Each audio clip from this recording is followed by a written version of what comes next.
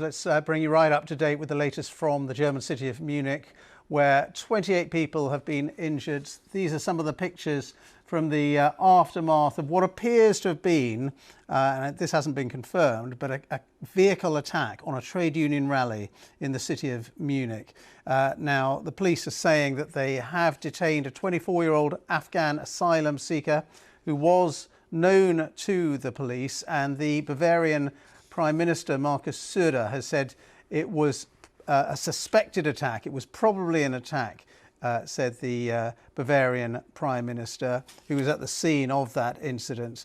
And the police are saying that a vehicle approached the rally, came up, accelerated very fast indeed. One shot was fired at the vehicle and the suspect was detained. Let's bring in our Germany correspondent, Damien McGuinness, who's in Berlin for us right now. Damien, just bring us up to date with the details that you have about what happened there in Munich. Yeah, as you were saying, Ben, we're getting a lot more concrete details from police and officials about what happened step by step. So police have told us that the large demonstration, the trade union demonstration, at this busy intersection was accompanied by lots of police vehicles, including there's a police car behind the demonstration.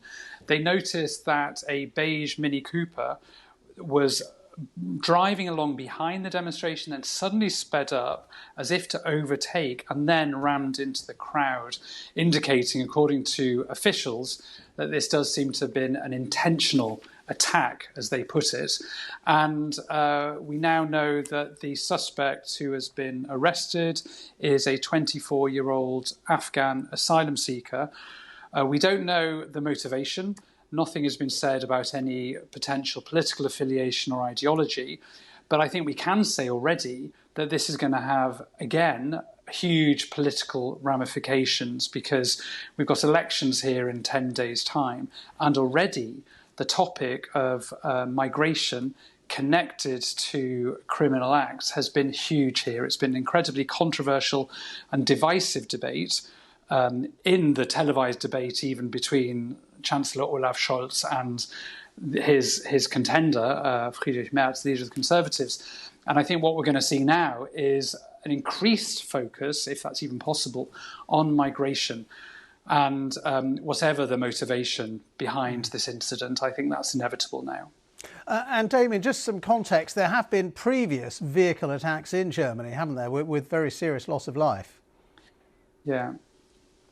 Yeah, and that's why the issue of security is playing so big in the election campaign right now. So you'll probably remember, Ben, that just before Christmas, there was a car attack on a Christmas market in the eastern German city of Magdeburg, and there a man rammed a car into a large crowd, and that shocked the nation. Then last month there was another attack, a knife attack in Aschaffenburg, where a man who had come to Germany from Afghanistan attacked a group of kindergarten children, killing a child and a passerby who tried to intervene. That also shocked the nation.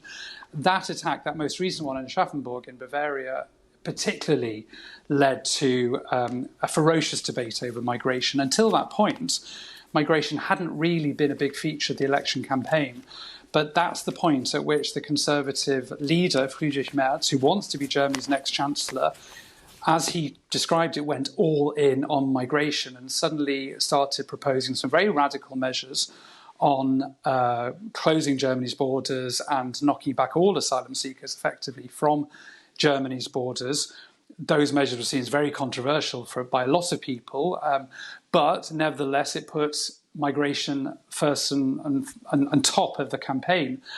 And what we've already seen today is the political debate already starting after this most recent terrible incident today in Munich, where Markus Söder, the leader of Bavaria, when he was giving the details about who the suspect was already saying, well, that's enough, we have to act, basically saying, talking politically about this terrible incident. So I think this is really going to impact the election, and it's only going to make an already ferocious campaign and debate over migration even fiercer. Damien, for the moment, thank you very much indeed, but I know you'll keep us up to date with all the developments there. That's Damien McGuinness there, our correspondent in Berlin.